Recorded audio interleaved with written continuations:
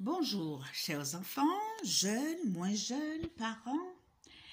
Aujourd'hui, dimanche 6 juillet, j'ai le plaisir de vous présenter ce temps d'école du dimanche, un temps d'éveil à la foi. Le titre de la leçon d'aujourd'hui s'intitule « Pour être grand dans le royaume ». Les disciples discutaient entre eux pour savoir qui était le plus grand parmi eux. Ce n'est pas comme dans une famille, il y a le grand frère, la grande sœur, celui qui est né avant toi, mais grand dans le royaume de Dieu. Ils ont posé cette question à Jésus. Qui donc est le plus grand dans le royaume des cieux? C'est dans l'évangile de Matthieu 18, verset 1. Dans les deux textes de l'évangile que nous lirons, Jésus va donner des réponses surprenantes aux disciples. Est-ce que ces réponses vont leur plaire? Alors, commençons par la lecture de cet évangile. Alors, nous prenons notre Bible, dans Matthieu, chapitre 18, du verset 1 à 5. À ce moment, les disciples s'approchèrent de Jésus et dirent, « Qui donc est le plus grand dans le royaume des cieux ?» Jésus, ayant appelé un petit enfant, le plaça au milieu d'eux et dit, « Je vous le dis en vérité, si vous ne vous convertissez et si vous ne devenez comme les petits-enfants, vous n'entrerez pas dans le royaume des cieux. C'est pourquoi quiconque se rendra humble comme ce petit enfant sera le plus grand dans le royaume des cieux.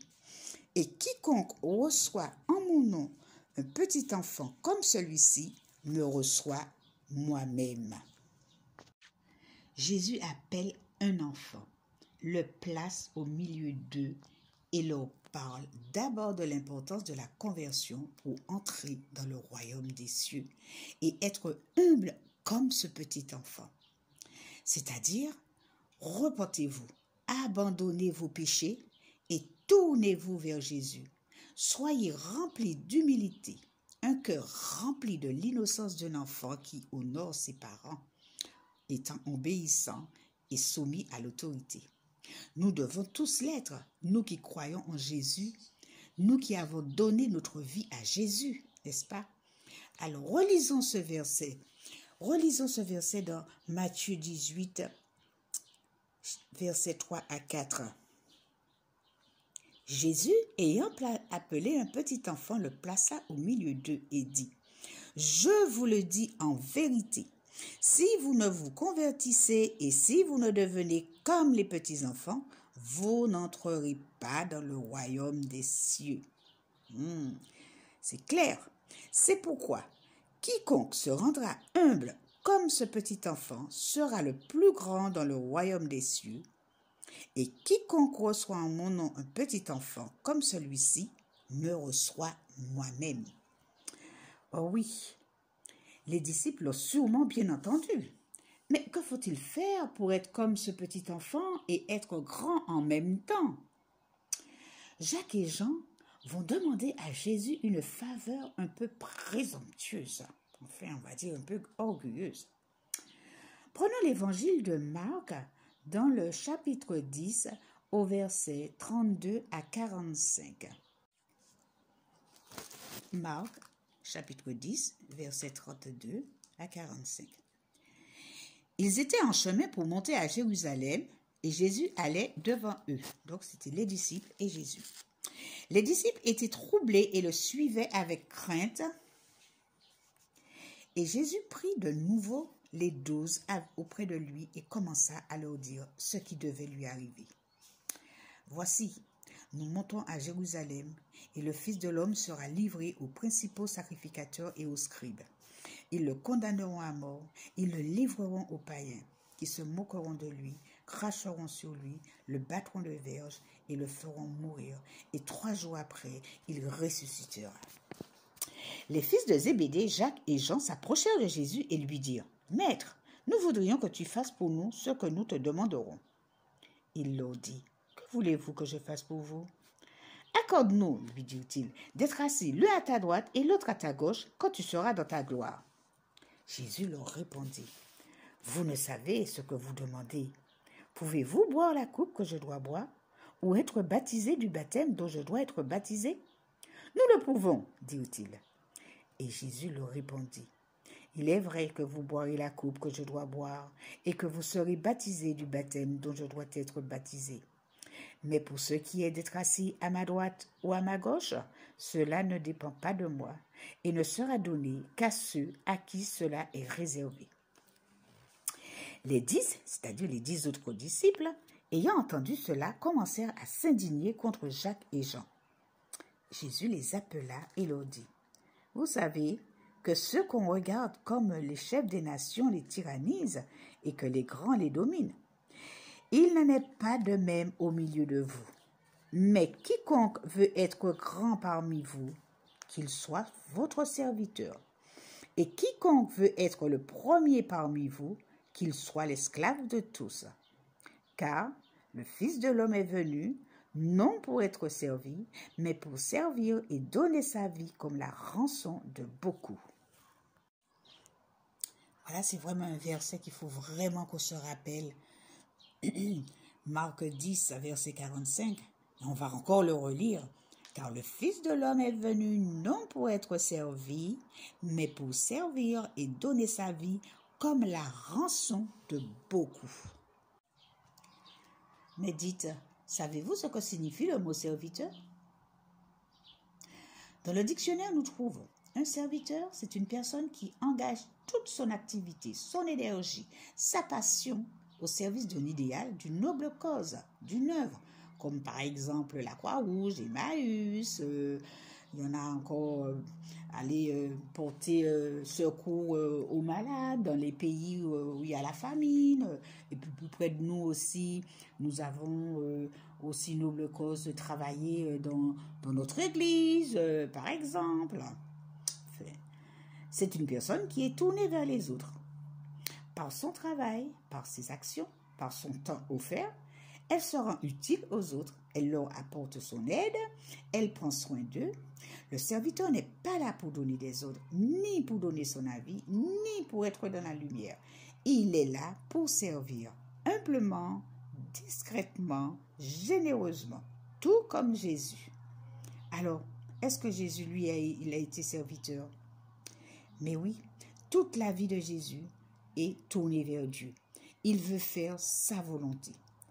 Et il nous est dit dans Jean 17, verset 4, Jésus, il dit, « Père, j'ai achevé l'œuvre que tu m'as donnée. Je leur ai fait connaître ton nom. » Toute la vie de Jésus est tournée vers les autres.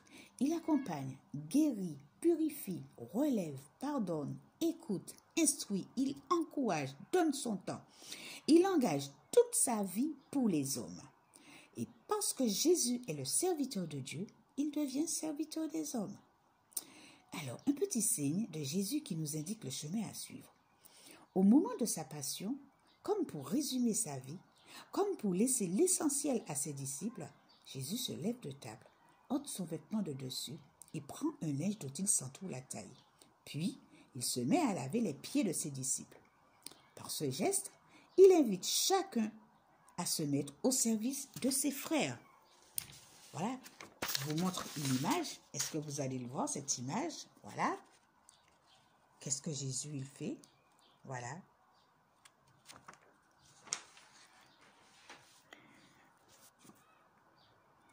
Alors, et Jésus rappelle sa parole dans Jean 13, 34. « Aimez-vous les uns les autres comme je vous ai aimé. Être serviteur, c'est aussi un geste d'amour. » Jésus se met à genoux devant ses amis. Par ce geste, il leur signifie leur importance, leur grandeur, leur dignité aux yeux de Dieu. Il est écrit dans Ésaïe 43, versets 1 à 4. Tu comptes beaucoup à mes yeux, tu es précieux pour moi. Par ce geste, il leur dit aussi qu'ils sont capables de Dieu, capables d'aimer, capables de se dépasser et de grandir vers plus d'humanité. Jésus lève les pieds de ses amis. Par ce geste, il nous dit qu'aimer, c'est accepter de se mettre au niveau des plus pauvres, des plus humbles, des plus petits. Ouh là là, on le voit bien. Aimer, c'est un peu difficile, n'est-ce pas les enfants? Vous pourriez le faire comme Jésus? Je pense que quand on aime, oui, et quand on suit Jésus, oui, je pense que c'est possible. D'ailleurs, il est dit, nous sommes capables de le faire, capables d'aimer, capables de se dépasser et de grandir vers plus d'humanité. Que nous apprend la lecture de cet évangile de Marc 10, versets 32 à 45. Les disciples accompagnent Jésus. Qu'est-ce qui semble important pour Jacques et Jean?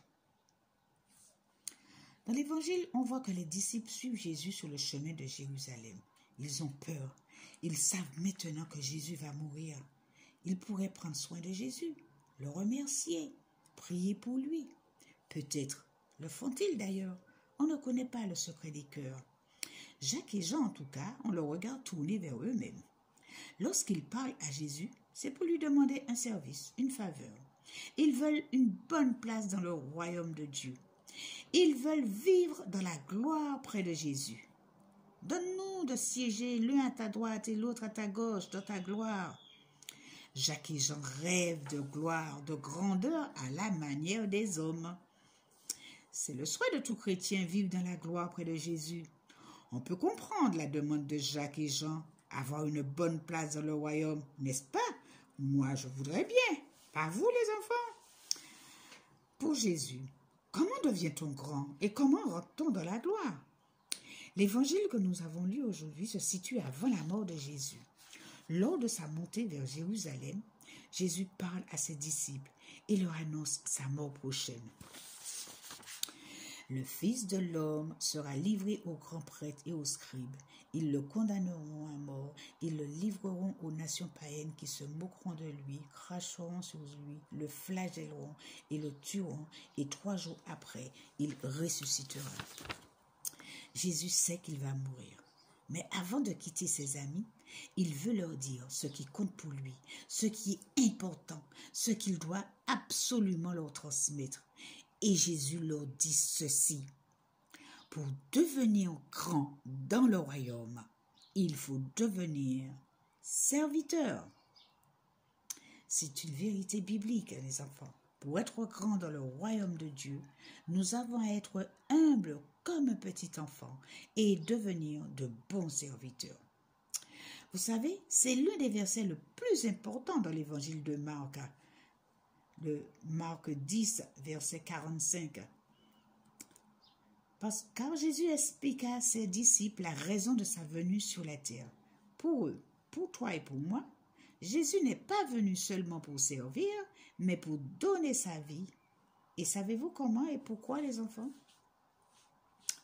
Eh bien, comment? Par son sacrifice à la croix. Et pourquoi? Pour notre salut, pour être sauvé de la condamnation du péché.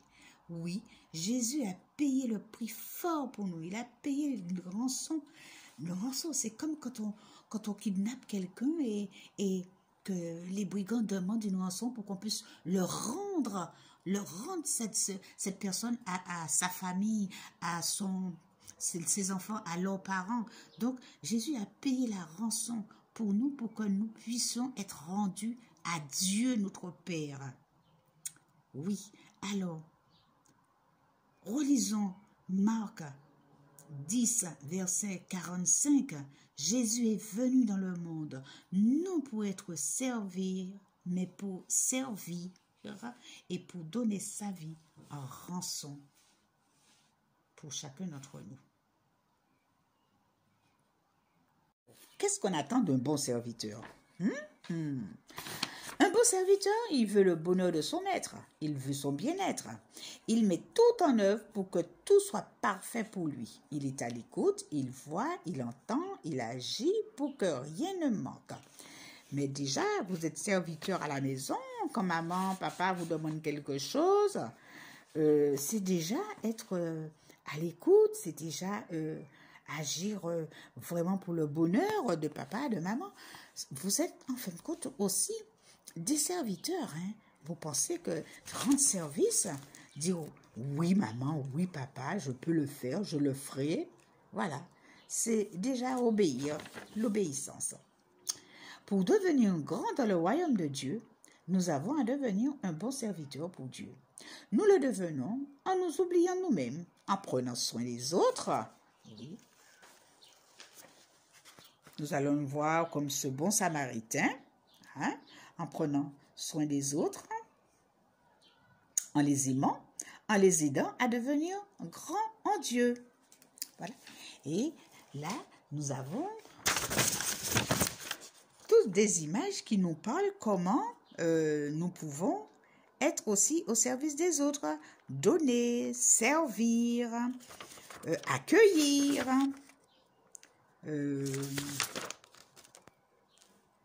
aider, accompagner, semer le bien,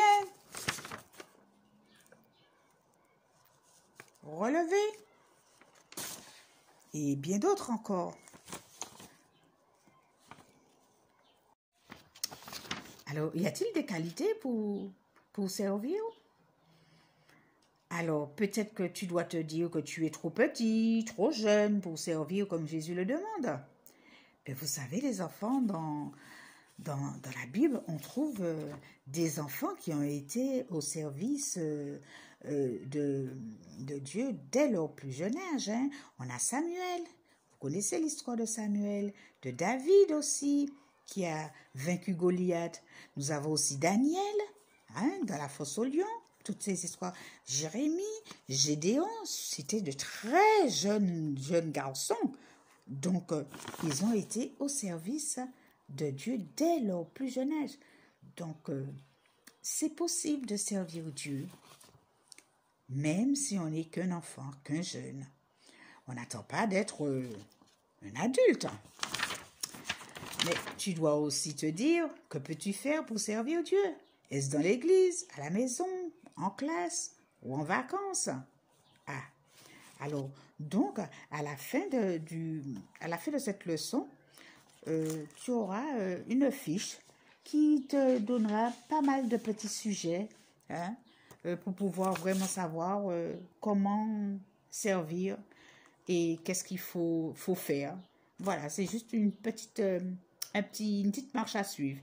Mais tu verras, ça va beaucoup t'aider pour pouvoir vraiment être au service, être un bon serviteur.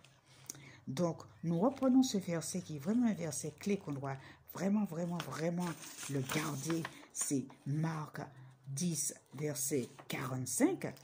Car le Fils de l'homme est venu non pour être servi, mais pour servir et donner sa vie comme la rançon de beaucoup. Encore une question qui t'embête? Oui, tu dis qu'il te manque beaucoup de qualités. Que peux-tu faire? Eh bien, Dieu te propose toujours son aide, son Esprit Saint. L'Esprit de Dieu comblera tes manques et épanouira en toi les fruits d'amour, de joie, de paix, de patience, de bonté, de bienveillance, de fidélité, de douceur, de maîtrise de soi. Il te donnera le courage qui te manque, la force et la sagesse. Il ne faut pas hésiter à demander à Dieu son Esprit Saint. Nous le voyons, servir est difficile. Mais Jésus nous montre que ce n'est pas impossible de devenir des bons et vrais serviteurs. Surtout, n'oublions jamais que sur ce chemin, nous pouvons recevoir l'aide précieuse de l'Esprit Saint et la prière. En conclusion, bonnes vacances et sois un serviteur, garçon ou fille, à la manière de Christ, qui permet d'être capable de Dieu, d'aimer, de se dépasser et de grandir vers plus d'humanité pour être apte à entrer dans le royaume de Dieu et entendre le Seigneur te dire « Bon et fidèle serviteur, entre dans la joie de ton maître ». C'est dans Matthieu 25 au verset 23. Et rappelle-toi toujours du verset de Marc 10, 45. Le Fils de l'homme est venu non pour être servi, mais pour servir et donner sa vie comme la rançon de beaucoup. Donc, tu as ta place dans l'Église, tu as ta place, tu es important aux yeux de Dieu, tu comptes beaucoup pour lui. Voilà. Et que tu peux être tout à fait être un serviteur de Dieu. D'accord? Alors donc, voilà l'application à faire. Donc, voilà les fiches qu'on va faire défiler. Et vraiment que le Seigneur vous bénisse. Et n'oublions surtout pas ce qui est important, ce que Jésus vraiment veut que ses disciples, vraiment que ses disciples mettent vraiment dans leur tête, pour ainsi dire, que pour être grand dans le royaume de Dieu, nous avons à être humbles comme un petit enfant et devenir de bons serviteurs. Que le Seigneur vous bénisse.